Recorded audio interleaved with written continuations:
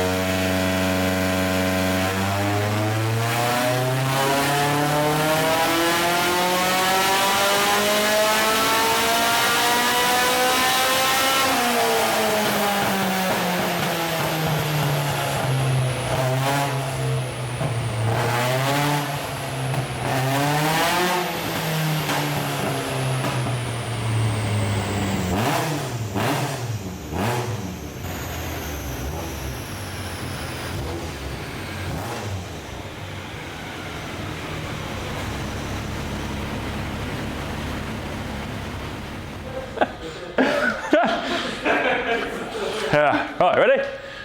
Yeah, stand a little bit to the back of that, otherwise, yeah. Yeah, perfect. Ready when you are now. I haven't thought about what I'm going to say at all. It's okay. Right, welcome to another Retropower Uncut. And that was the awesome sounds, predominantly, of the Chevette on the rolling road. You may have noticed it's been a pretty intense few weeks with the Utah Jag going on the rollers, then the first fire up of this, and then this on the rollers. So it's been pretty non-stop, but last week we were basically on the final countdown to getting this in a state where we could take it to the rolling road. So the week before we basically had a list of everything we wanted to get done in order to do the first fire up and the electrical programming session with Dave Rowe. And then the week after that we had another list which was the next step of things that needed to be done for the rollers. That included things like fitting the prop shaft, fitting the throttle cables, which hadn't been fitted before when we did the first fire up. We wanted to get the brakes and clutch all plumbed in. Daft things like just getting a seat in there as well. We were wondering about the windscreen, but Dave did bravely say, "Oh, don't worry about it. I'll map it with no windscreen in." Which, given that Roger Clark's rolling road has an enormous blower at the front of the dyno cell, was quite a brave move, but that went fine. So yeah, we worked through all of that, got it down there, and it basically went as well as you could expect a rolling road session to go. My main concerns are always just that it doesn't blow up or go horrendously wrong, and it was great really. No leaks on the engine, no leaks on the gearbox, clutch worked fine, gearbox shifted fine, engine performed really well. We got a little bit of oil out of the axle breather at the end of the session, which we're just going to investigate. But yeah, it essentially went very well. It was a little down on the power figures we were kind of hoping for, but probably through 90% my own fault, in that I made the decision to map it on normal 95 octane E10 unleaded, which is startlingly different to 98 or 99 octane in terms of how much ignition advance you can run. Now I think what we're going to do is take it back down there at some point and do an alternate map on 99 octane that you can switch between the two maps, because it made about 250 horsepower, which is quite a lot, but it's certainly capable of making 290-ish horsepower. That's what it made on the dyno when it was run on 98 octane originally. So a little disappointed in that, but you know it pulled well. It was really strong. There's no issues with it. So I mean, I call that a huge success anyway. So really happy with that, and we're now in the position to just start going through the last bits. I'm going to get the headlining in next. That then opens up the possibility of getting the windows in. We're picking up the dash from being flocked tomorrow, so the dash can then go in. We've already got the carbon panels made to go in there. We can get the seats in for the final time. We're going to assemble the rear lights. We've got all the components for those now. We've got to make a sump guard for it, but really the list is quite small on this one now, so looking forward to doing that big final push on it. Moving this way, We mentioned, I think last week or the week before, we finally got the rear struts for this made from Bilstein with a revision to them. James got those on yesterday and got it all together on the rear end. Dropped it down. I've been out testing it today. Initial test's gone well, so I'm going to do some further road testing in this. Try and get a few miles on it, and yeah, hopefully it continues to perform well. So looking forward to getting some more miles on that. Let's head through this way and head through to pretty much the disaster zone, where over the last couple of days it's just been absolute carnage. We reached that point we've been waiting for, where we were confident enough that the new paint booth was imminently usable to allow us to rip out the old paint booth. So I think we've got some great footage of the of the carnage and devastation that resulted in pulling the old paint booth out, which essentially took us 2 days, which went really well. Nat and Rich predominantly did the work on that. And today they've been working on doing the backfill around the new booth, because essentially the whole booth is set into a half-metre deep hole. You end up with a small channel around it which needs backfilling and then concreting round. And obviously the extraction channel from our old paint booth needs filling in. We had to chisel up all the levelling compound, because when we built that booth we levelling compounded the whole floor because it's quite unlevel, the concrete here. So Rich chiselled all that up, that all went in the hole. We've then spent a lot of today filling the hole with hardcore, and then it's pretty much getting there ready for concrete now. So the next step with that will be getting the concrete wagon in, do the concrete fill there, so that's the old booth channel filled in. The last bits of commissioning work on the paint booth, but the construction of it is done now. All the plant's built, the mixing room's built at the back, the extraction's all functional in the mixing room. The wiring, as far as I can see, is pretty much there on the new one. We've got the light fittings still to go in, and basically the commissioning and testing work on it. But as soon as the old booth came out, that allowed us to do the move around which we've been desperate to do for so long, which was to get the Camaro out of the prep area, which has been stuck in there for a long while, and get the Jensen CV8 off the jig and into the prep area, so we can start forging ahead with the next steps on prep work on that, because essentially we're now at the stage on that where we can start prepping the body to take the moulds from the body to make our new carbon fibre body for it. So Steve's now in the early stages of starting to prep the main body. He's also starting to prep the bonnet as well at the minute, just to take that to a kind of better standard of finish. I can see at the moment he's working on the underside of that, because we want to make that sort of ugly B surface fiberglass finish on the inside into a more of a surface type finish. So yeah, we can smash on with the CV8. The Camaro we'd taken as far as we could without getting some primer on it, so that'll be the next stage on that. I think we already showed in probably previous footage of the Camaro engine bay panels being prepped and polyestered, and the bonnet and booted. So essentially we'd taken the Camaro as far as we could without getting it out of that area and getting it into a functioning paint booth, which next week hopefully we'll have. So that's the light at the end of the tunnel is pretty much here and doesn't appear to be an oncoming train, which is good. Now the old paint booth is out, you can also see where we've been moving towards in terms of the prep bay. So although there's carnage going on everywhere because of all the work, you can see the makings now of this prep area, which is sort of comfortable for one car, big enough to put two in to work on. There will be then a clear curtain going over the front of that area. It'll be walled in down the side, and it'll have extraction, which we're building using some of the plant from the old paint booth. So we'll have basically a really well lit extracted prep area with the paint booth next to it, which is this sort of dream setup that we've been working towards this whole time. So yeah, that's that. Metalwork wise, Tom's been on with the Land Cruiser.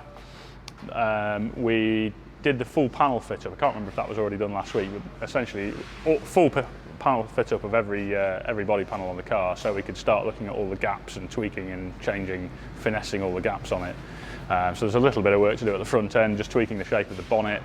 And then the majority of the work has been around this back end here. So we discovered fairly early on, Tom hadn't done the join between the quarter and this rear member here. And we were a little concerned that this, when it was butted up against the cross member behind it, it seemed a tiny bit too far forwards, like it wasn't going to sit flush. And if you pulled it back to where you wanted it, you revealed the seam that between the boot floor and the other layer that's underneath this, which just didn't look right.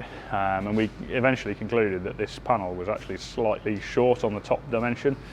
So Tom's lengthened that panel so we could bring that section back, not reveal that seam that's not supposed to be visible underneath it, but bring it flush with the quarters, and then finish off this join here, this sort of flush welded join between the quarter panel and the rear panel here.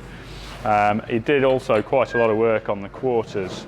We noticed that where the quarter panel came to here was a little tight on the doors, on both on the full quarter we did, on the repair section down here.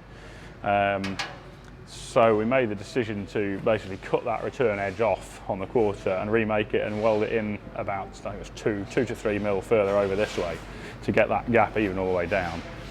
Did a little bit of work on the top here, elongated some holes, pulled this in a little tighter here, just in pursuit of trying to tighten up the door gaps a little bit.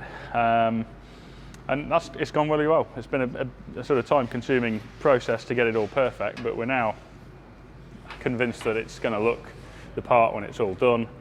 One thing that's quite interesting on the gaps on this is that because of the shape of the door coming out this way, how far shut or open you have them makes a massive difference to how even the gap is. So when you push them all the way shut against here, which is more shut than they will be, it's got a really wide gap there and really narrow here, and then it goes via a sort of perfect line to then being the opposite, where it's too tight at the top and bottom.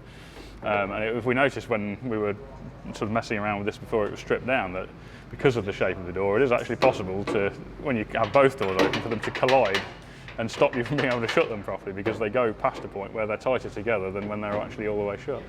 But anyway, we're happy with that now. The final thing is going to be that I think we're going to remake the hinges ourselves to have some proper bronze bushes in them, so we get rid of any play that's in them and just make them a disassemblable part, because they're riveted at the minute, so you can't rebuild this without hammering a new rivet in. And this one, as you can see, has got a lot of play in it, so we've been having to take that into account when we've been working on the rear doors. So I think we're going to do our own machined hinges with a bronze bush in here, just to give them a slightly nicer feel, and make them disassemblable so they're maintainable in future. But yeah, metalwork in terms of rot repair, I think we can actually say completely done. And on that note, Tom's moved on to the transmission tunnel and specifically the gear shifter. So he made the tunnel before.